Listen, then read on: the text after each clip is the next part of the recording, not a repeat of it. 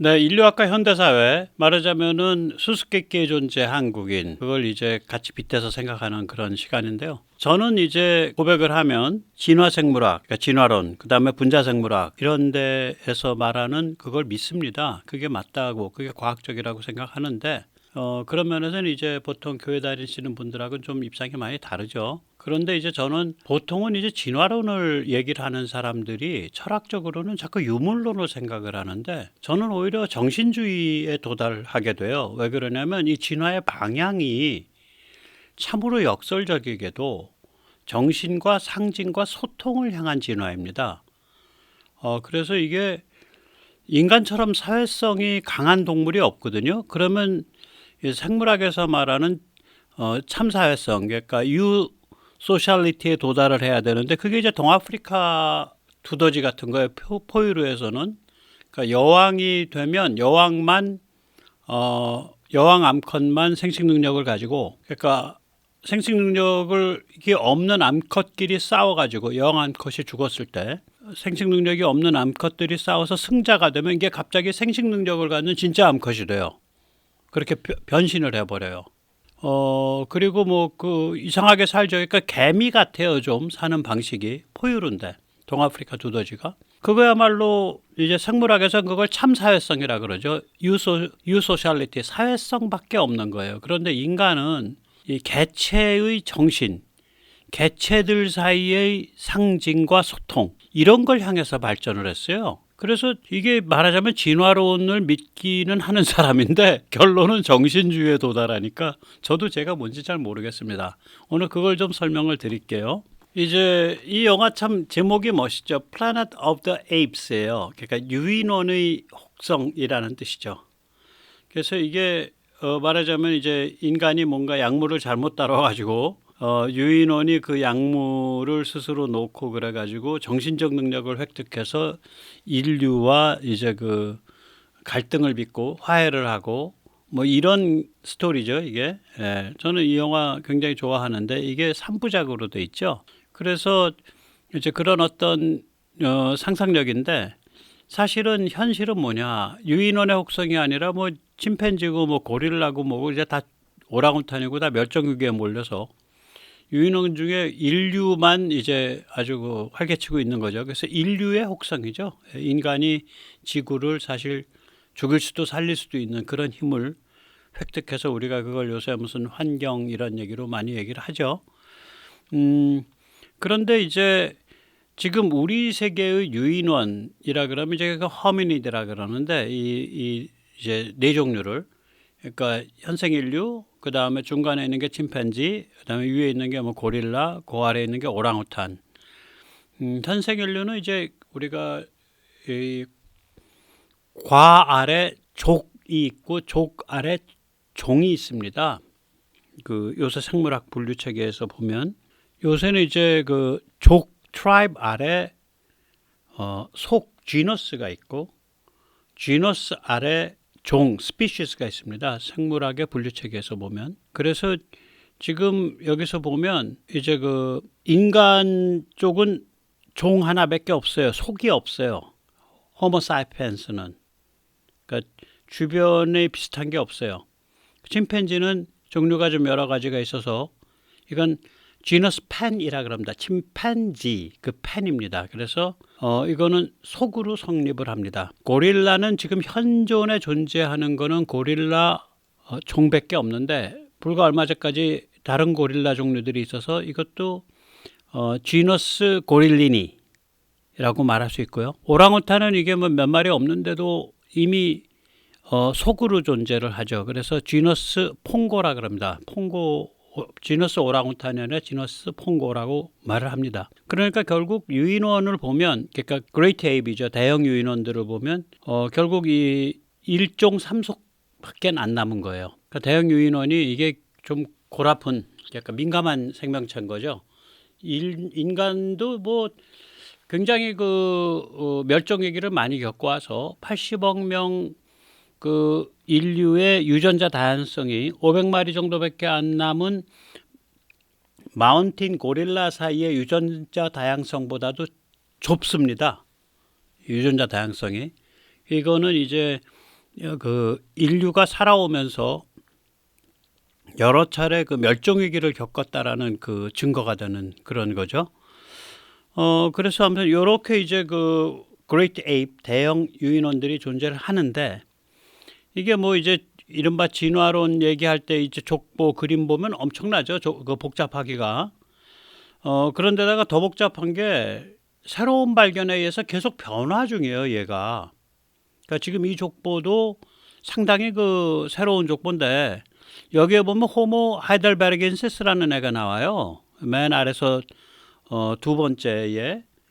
근데 이제 호모 하이델베르겐시스는 요새는 이제 네안데르탈이다라고 얘기를 한단 말이에요. 왜 그러냐면 30만 년 전 거의 호모 하이델베르겐시스의 유전자를 읽는데 성공했어요. 2016년에. 성공하고 보니까 이게 네안데르탈이랑 사실 같아. 그래서 이게 뭐 새로운 발굴이 있다든지 새롭게 게놈이 해독이 되면 이 그림이 바뀝니다. 그러나 기본적인 틀은 이거예요. 약 600만 년에서 700만 년 전에 인류를 향한 족보가 침팬지를 향한 족보랑 분리가 됐어요. 그거는 어떻게 아냐? 제가 전번에 말씀드렸듯이 분자시계로 압니다. 분자시계라는 건 뭐냐? 특정 돌연변이가 일어날 때 걸리는 시간을 재는 방식이에요. 그러니까 인간과 침팬지 사이에 유전자 차이가 일어나려면 어느 정도의 시간이 필요하다를 역산해내는 거죠. 그걸 유전자 시계, 몰큘러 클락이라고 부릅니다. 그래서 그 진화생물학에서 몰큘러 클락 방식을 사용해서 추정을 해보면 Last Common Ancestor, LCA라고도 하고 Most Recent Common Ancestor, MRCA라고도 하는데 최근 공통조상이라는 뜻이죠. 그 진화생물학에서 사용하는 분자시계로 역산을 해보면 추정을 해보면 인간과 침팬지 사이에 최근 공통조상이 약 700만 년 전쯤에 있었다 이렇게 나오는 거예요. 이게 뭐 그림은 굉장히 복잡한 것 같아도 결국은 한 5가지 정도 기억하면 되는데 기억하기 어렵질 않아요. 침팬지 쪽으로 가는 길과 인간으로 가는 길이 나뉜 다음에 큰 덩어리가 하나 등장해요. 그 덩어리가 오스트랄로피테쿠스입니다. 그 다음에 그 덩어리가 끝난 다음에 또 큰 덩어리가 하나 등장해요. 그게 호모 이렉투스입니다. 그리고 호모 이렉투스가 한 200만 년 되다가 거기서 삼형제가 튀어나오는 거예요. 그러니까 네안데르탈, 데니소바, 그 다음에 호모 사피엔스, 현생 인류. 그래서 이런 스토리로 가기 때문에 이게 그렇게 크게 어렵지가 않은데 이게 삼형제가 이게 종이 다른 형제냐 아니면 이게 뭐 종이 사실 비슷한 아종이냐 아종이라는 건 서브스피시스냐 이래가지고 굉장히 좀 헷갈립니다. 예를 들어서 이걸 그래서 최근접 종이라 그래야 되냐 최근접 아종이라 그래야 되냐 40만 년 전에서 한 4만 년 전까지 존재했던 네안데르탈과 데니소바를 아무튼 간에 뼈대에 관한 현생 인류는 한 25만 년 전쯤에 튀어나오고요. 그러니까 우리랑 뼈대가 똑같고 해부학적으로 똑같은 거예요. 뼈대라는 건 anatomical, 그러니까 해부학적 관점에서의 현생 인류. 그러니까 우리랑 똑같은 거예요. 그리고 행태에 관한 현생 인류는 뭐냐면 움직이는 방식, 생각하는 방식, 느끼는 방식이 우리랑 같은 거예요. 그걸 Behavioral Modern Human, BMH라고 부릅니다. 얘는 BMH는 한 10만 년에서 7만 년 전쯤에 튀어나옵니다. 얘라 그래서 죄송하네요. 우리 다 조상인데 진짜로 이건. 진짜 이건 조상이죠. 이거 인간이에요. 우리랑 똑같아요. BMH는. 그러니까 예를 들어서 한 6만 년 전쯤에 현생 인류를 타임머신을 타고 어린 아이를 데리고 와서 초등학교에 넣으면 지금 현재인 자라듯이 똑같이 자라요. 말하자면 같습니다. 이 종이냐 아종이냐를 가지고 좀 생각을 해보면요. 네안데르탈과 데니소바가 현생 인류의 종이냐 아니면 아종이냐 이거 좀 고민 좀 해봐야 되거든요. 원래 종이 다르면 믹스를 하면 그 다음에 생식 능력이 없어져요. 그러니까 예를 들어서 뭐 타이거와 라이온을 믹스를 해서 라이거가 생겼다면 라이거끼리 혹은 라이거가 뭐 타이거랑 혹은 라이거가 라이온이랑 교접을 했을 때 새끼가 생기냐 안 생기죠. 그러니까 종이 다르면 믹스가 일어날 경우에 종이 달라서 믹스된 거는 후세가 안 생겨요. 후대가. 그런데 현생 인류 안에는 전에도 말씀드렸지만 약 2%의 네안데르탈 유전자가 있거든요. 백모 또 시청자님들 각각이 한 2%씩 갖고 있고 그 갖고 있는 2%를 다 긁어 모아서 집합을 만들면 네안데르탈이 가졌던 유전자의 한 50%쯤이 살아남아 있어요. 데니소바는 이제 보통은 없고요. 데니소바 유전자를 갖고 있는 데는 오스트레일리아 원주민이나 파푸아뉴기니아 사람들이 갖고 있습니다. 거기 한 5%쯤 갖고 있어요. 그렇게 현생 인류 안에 네안데르탈 유전자가 계속 전해지고 데니소바 유전자가 계속 전해진다는 얘기는 언젠가 믹스가 일어났고 보통 네안데르탈은 한 4만 년 전에 지금 중동쯤에서 믹스가 일어났다고 보이거든요. 한 5만 년 전쯤에. 그렇다면은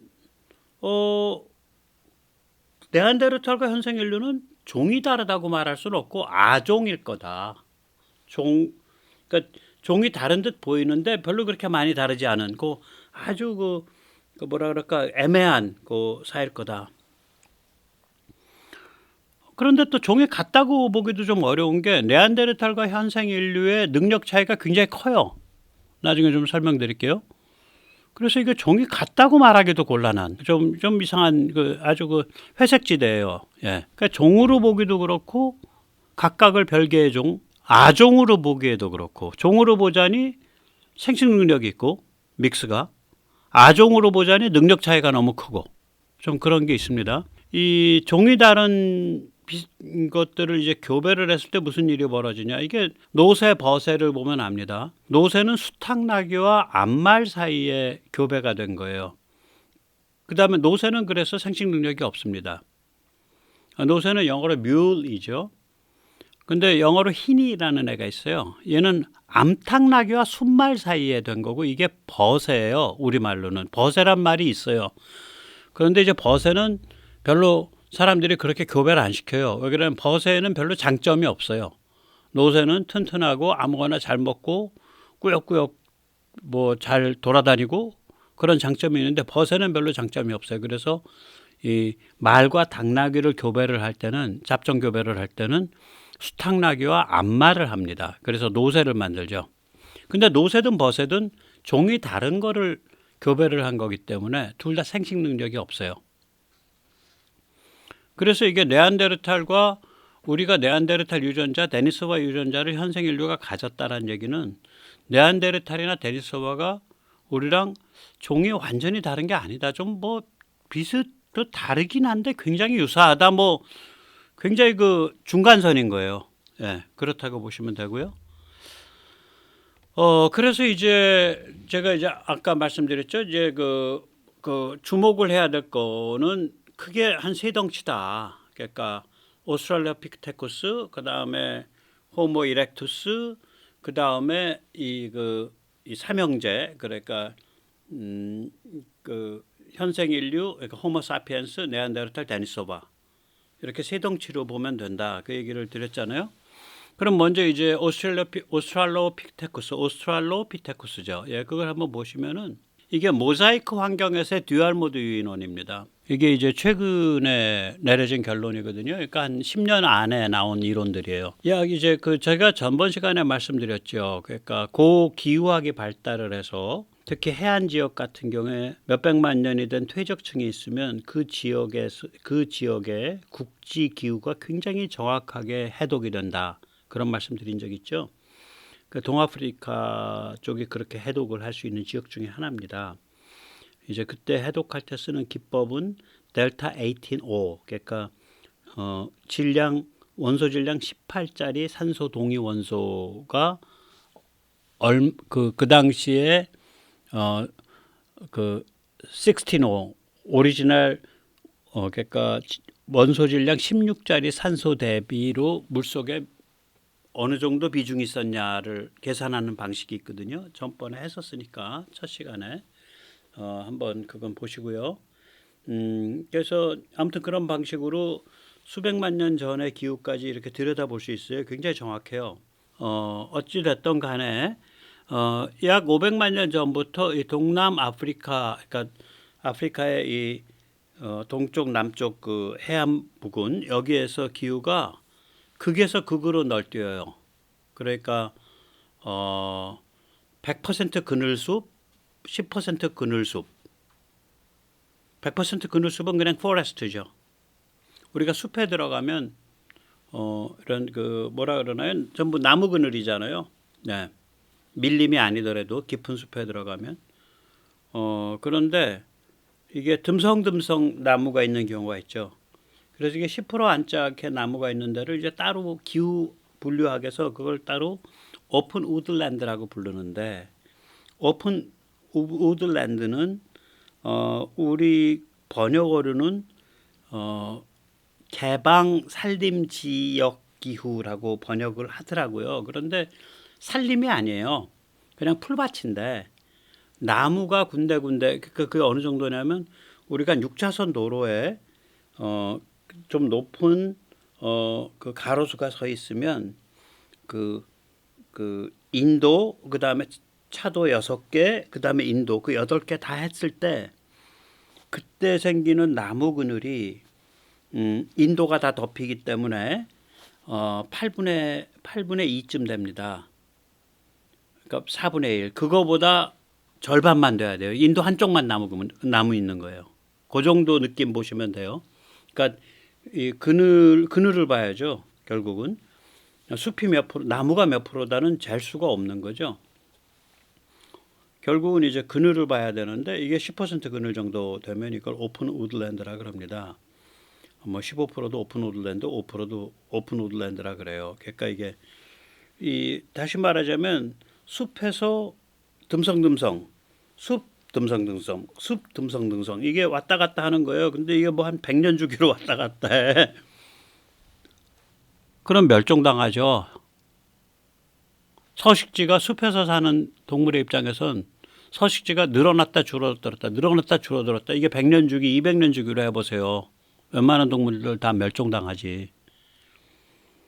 거기다가 심지어는 사바나 초지까지가 그러니까 숲 10% 듬성듬성 사바나 초지 10 다시 사바나 초지에서 다시 10% 듬성듬성 또 숲 똥똥똥 똥똥똥 똥똥똥 이게 뭐 한 100년 200년 사이에 왔다 갔다 하니까 너희 다 죽어라 이 소리죠.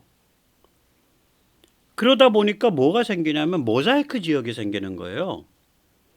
그러니까 100% 그늘숲과 10% 그늘이 뒤섞인 지역 이런 게 생기는 거죠. 여기 예를 들어서 한 5만 평, 10만 평, 100만 평은 100% 그늘숲이고 그 옆에 또 한 150만 평은 10% 그늘이고 그렇게 이제 그 지형에 따라서 습기가 얼마나 그 땅에 모이냐에 따라서 이제 그렇게 돼 버려요. 이런 환경이 계속 가니까 어떤 생명체가 튀어나오는 거냐면 나무하고 10% 그늘을 왔다 갔다 하는 생명체가 튀어나오는 거예요. 숲과 10% 그늘을 100% 그늘과 10% 그늘을 왔다 갔다 하는 생명체가 튀어나와요. 그래서 잘 때는 나무 위에서 잠을 자고 그 다음에 채집은 뭐 100% 그늘에서도 하고 10% 그늘에서도 하고 그럼 좀 살기가 좋겠죠.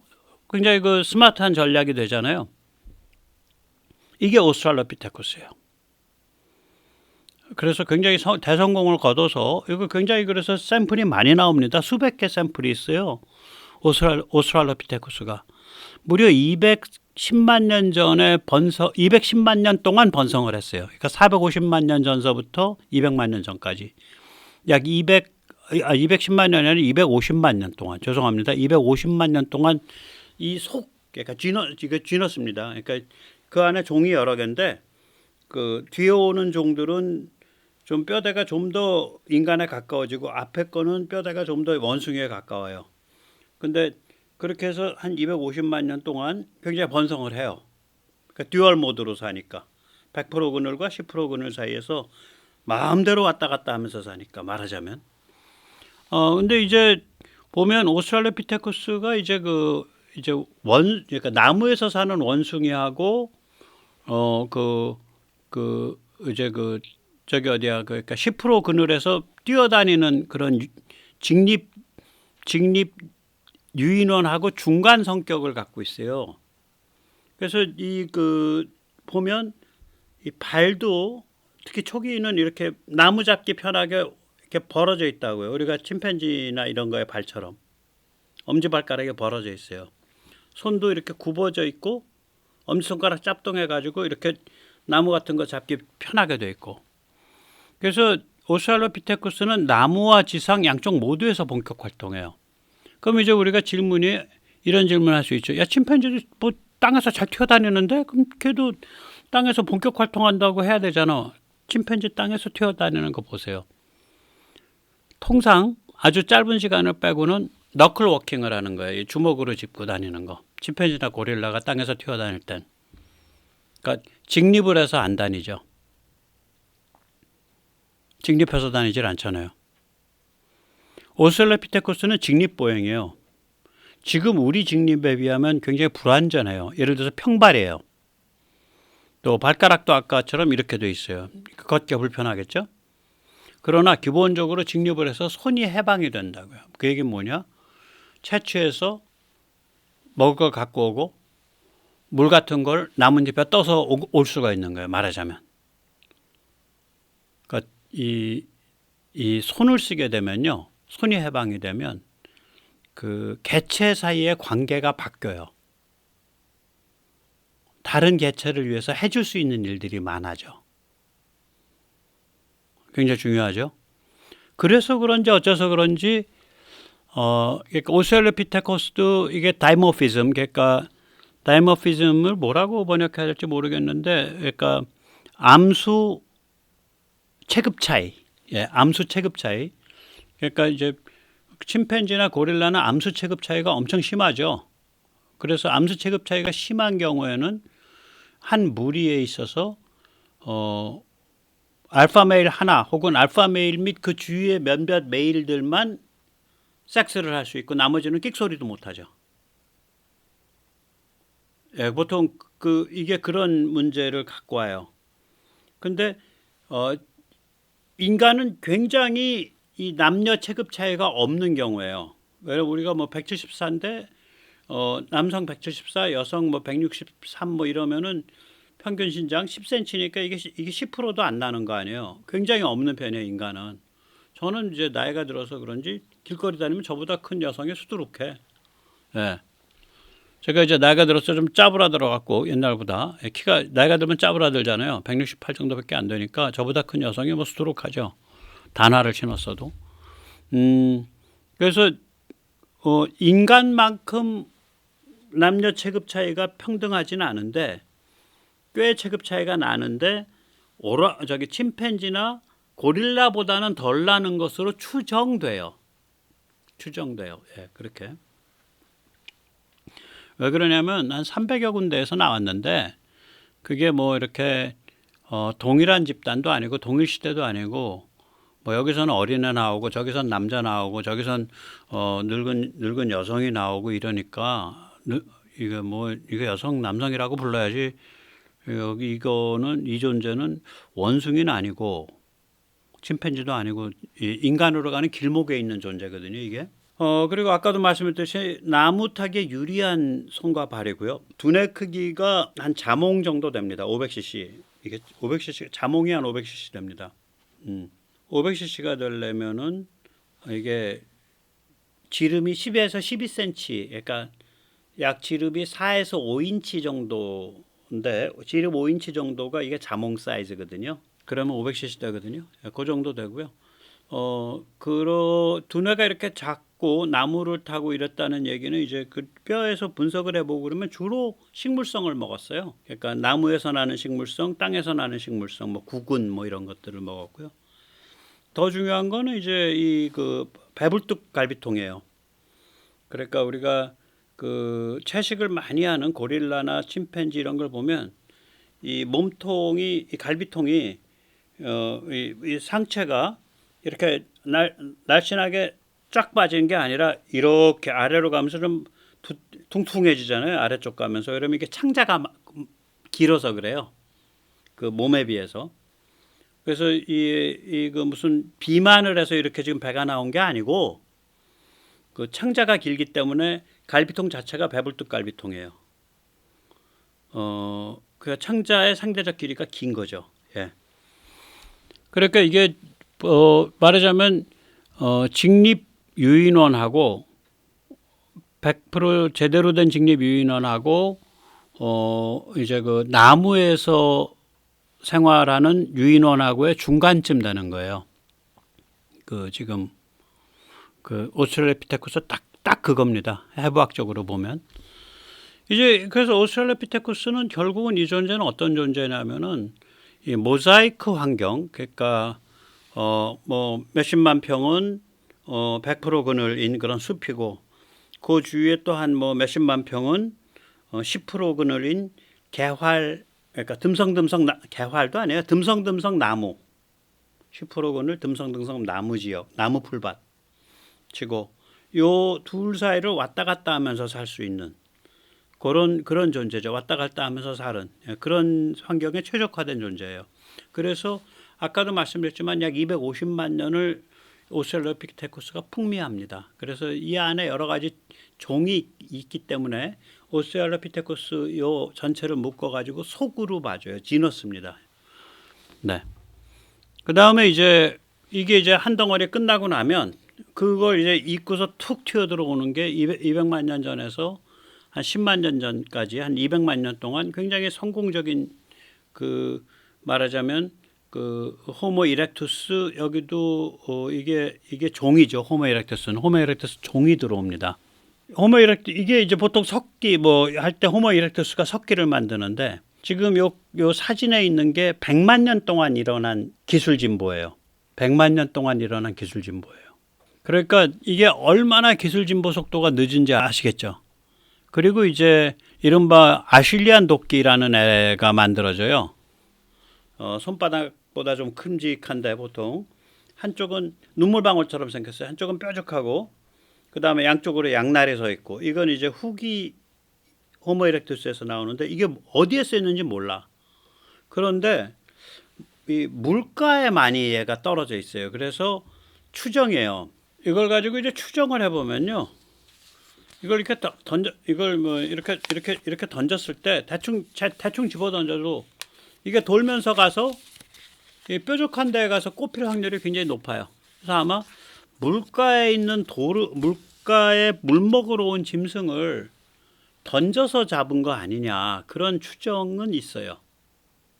네, 근데 그건 추정이고요. 실제로 어디에 쓰였는지 밝힐 수 있는 근거는 하나도 없습니다.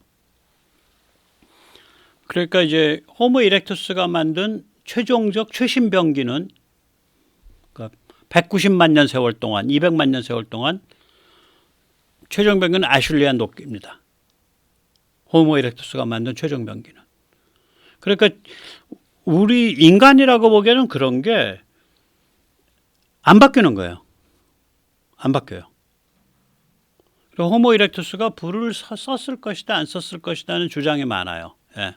그때 불은 아마 만들어서 쓰지 못했고, 그때는 이제 워낙 산림이 울창하고 이러니까 이제 자연 그 발화가 많잖아요. 그걸 구할 수 있을 때마다 구해가지고 불씨를 유지해가지고 썼지 않냐, 뭐 썼다면 그런 생각을 하는 거죠. 예. 그런데 이 호모 이렉투스는 거의 사람이에요. 보면 저는 이걸 돌창떨 땀발마, 돌창털 땀발마, 돌창떨 땀발마라 그러는데 돌창은 뭐냐면 석기와 짧은 창자를 뜻합니다. 이 두뇌 사이즈가 마지막엔 거의 1200cc까지 가거든요. 그리고 창자가 짧아져 가지고 갈비통에 날씬해집니다.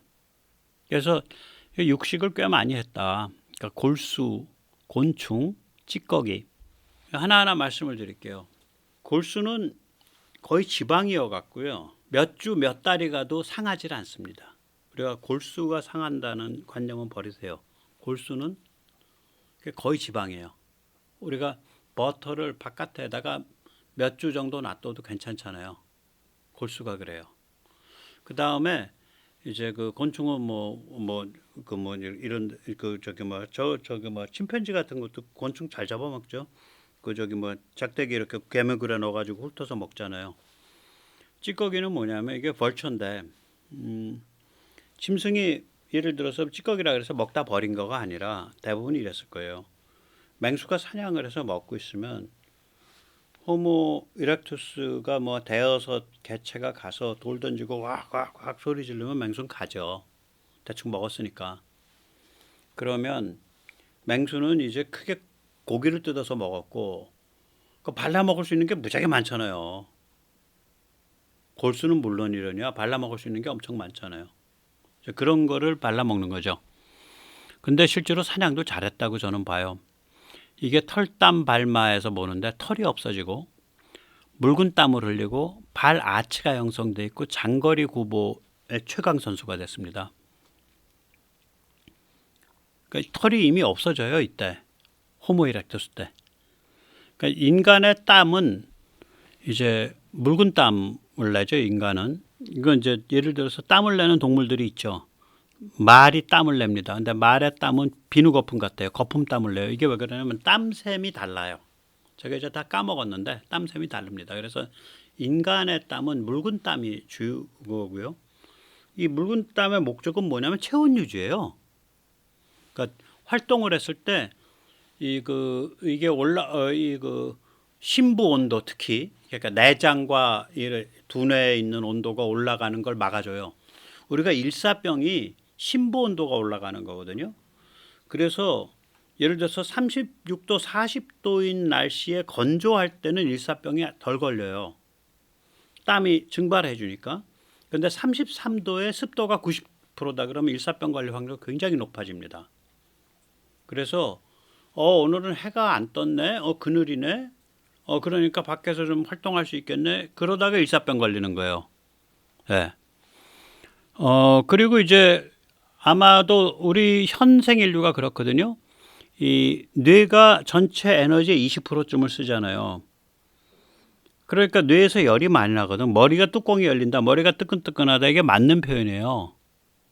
뇌에서 열이 많이 나기 때문에 그 뇌를 통과한 혈액이 심장으로 돌아가는 그 뇌정맥들이 보면 우리 해골, 제가 해골이라 그렇게 머리통뼈, 해골과 피부 사이로 나왔다 들어갔다예요. 해골을 뚫고 나왔다가 다시 해골 속으로 들어갔다 그래요. 그래서 얼굴 같은데 잘못 상처받으면 뇌정맥 터져가지고 대형 뭐라 그러죠? 출혈 일으키거든요. 왜 그러냐면 왜 그렇게 혈과 뇌정맥이 해골을 뚫고 나왔다가 다시 해골 속으로 들어가냐? 왜 그러냐? 저것 때문에 그래요. 뇌에서 만들어지는 열을 식히려고. 이런 것들이 아마 이때도 됐을 거예요. 호모 이렉투스 때. 그러니까 호모 이렉투스가 열식히는 쿨링 시스템을 갖고 있는 거예요. 털 없어지고 묽은 땀 흘리고. 그 다음에 이제 호모 이렉투스 때 이제 경추, 이 목뼈와 해골이 어떻게 결합되어 있냐가 인간의 직립 활동에 결정적인 영향을 미칩니다.